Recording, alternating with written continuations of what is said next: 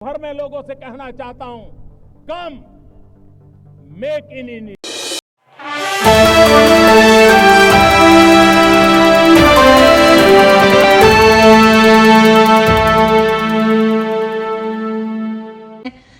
ये त्वरित medical response के लिए हैं, पोर्टेबल हैं और ये भारत का एक तरह से मेक इन इंडिया ये प्रयास है।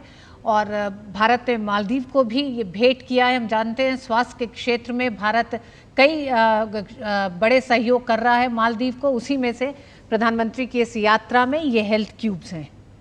बिल्कुल, ये भारत में खुद डेवलप की गई थी ये टेक्नोलॉजी और डीआरडीओ ने इस तकनीकी को विकसित किया था। उसके बाद प्राइवेट कंपनीज़ को ये हैंडओवर किया गया भारत में और मेक इन इंडिया के तहत ये भारत में ही डीआरडीओ ने सबसे पहले बनाया था और काफ़ी महत्वपूर्ण है ये हेल्थ क्यूब और बहुत एक पोर्टेबल तरह का पूरा एक मिनी अस्पताल भी इसको कहा जा सकता है। जी बिल्कुल, इसको भीष्म कहा जाता है। भारत हेल्थ इनिशिएटिव फॉर सहयोग हित एंड मैत्री, ये नाम दिया गया है।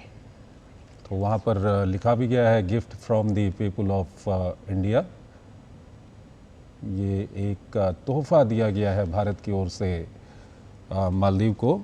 फॉर्मर फॉरेन सेक्रेटरी शशांक हमारे साथ जुड़े हुए हैं। शशांक जी, ये जिस तरह की मदद भारत की ओर से दी गई है, कई सारी मदद हमने गिनाई हैं जिसमें वहाँ पर चाहे घर बनाने की बात हो, वहाँ पर कई बिल्डिंग बनाने की है, रोड इंफ्रास्ट्रक्चर की बात है, उसके अलावा एक हवाई अड्डा वहाँ पर भारत के सहयोग से बना हुआ है और अभी हम देख रहे हैं कि हेल्थ क्यूब भी वहाँ पर भारत गिफ्ट के तौर पर मालदीव को दे रहा है।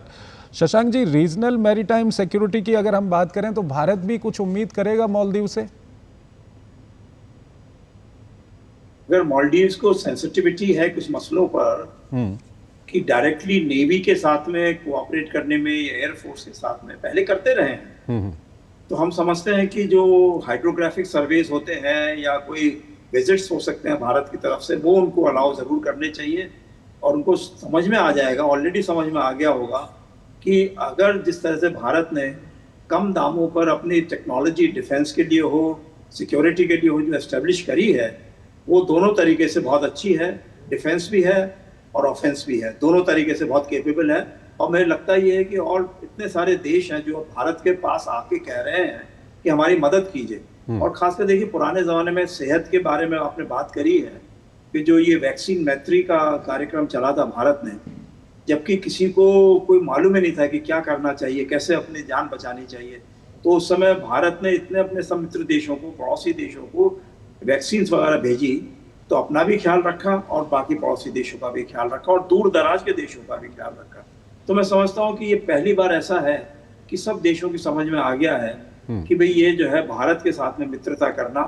और जो अभी हाल में देखे ना, आपने ब्रिटेन में गए थे प्रधानमंत्री जी, वहां पर किंग चार्ल्स के साथ बात हुई, उनके प्रधानमंत्री के साथ बात हुई, उनके प्रधानमंत्री ने कहा कि ये सबसे बड़ा हमारा समझौता हुआ है ब्रेक्सिट के बाद में, जब से ब्रिटेन जो है 5 साल पहले निकला है